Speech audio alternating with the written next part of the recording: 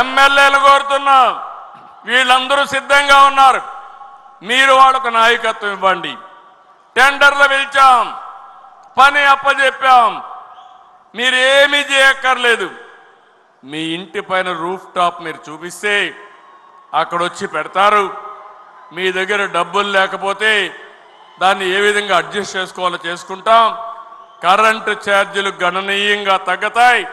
వెనక నుండే వాళ్ళని కూడా కోరుతున్నాను, ఈ సంవత్సరం మొదటి 6 నెలల లోపల అందరి ఇండ్ల పైన సోలార్ ప్యానెల్స్ పెట్టుకుంటామని మీరందరూ కూడా గట్టిగా చప్పట్లు కూడా చెప్పండి.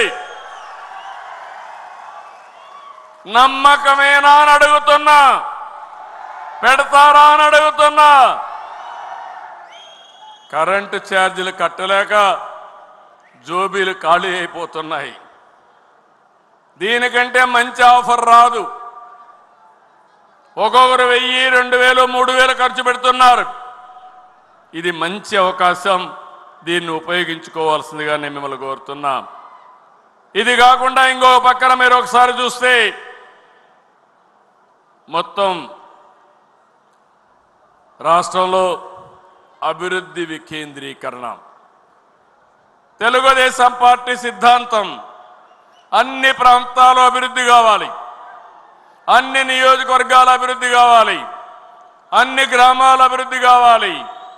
రాష్ట్రం సమతుల్యంతో అన్ని ప్రాంతాలను అభివృద్ధి చేయడానికి కట్టుబడి ఉన్నామని చెప్పి కూడా నేను మీకు తెలియజేస్తున్నా.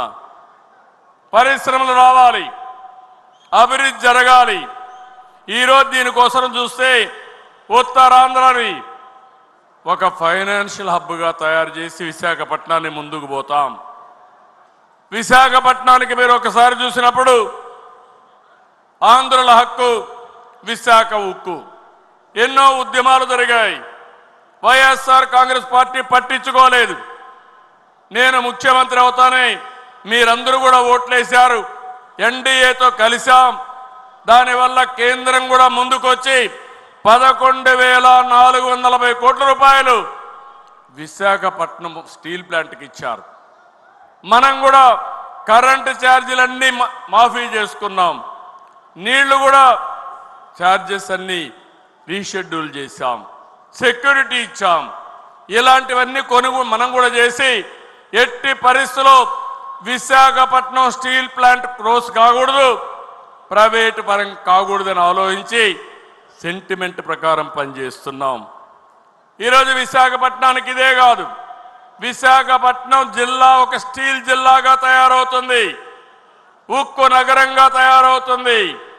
విశాఖపట్నం స్టీల్ ప్లాంట్ ఉంది, పక్కనే ఆర్సీఆర్ మిథలైతే దగ్గర 1,50,000 కోట్ల రూపాయలు పెట్టి పెద్ద ఉక్కు ఫ్యాక్టరీ పెడుతున్నాడు. అక్కడ స్టీల్ నగరమే తయారయ్యే అవకాశం వస్తుంది. ఈ రెండే కాదు, ఐటీ మినిస్టర్ గారి ఆధ్వర్యంలో టీసీఎస్ అయితే 20,000 మందికి ఉద్యోగాలు ఇవ్వడానికి ముందుకు వచ్చారు. ఇంకో పక్క గూగుల్ వస్తుంది. ఈ రెండో వస్తే విశాఖపట్నం ఒక నాలెడ్జ్ హబ్గా తయారవుతుందని చెప్పి కూడా నేను మీకు తెలియజేస్తున్నా.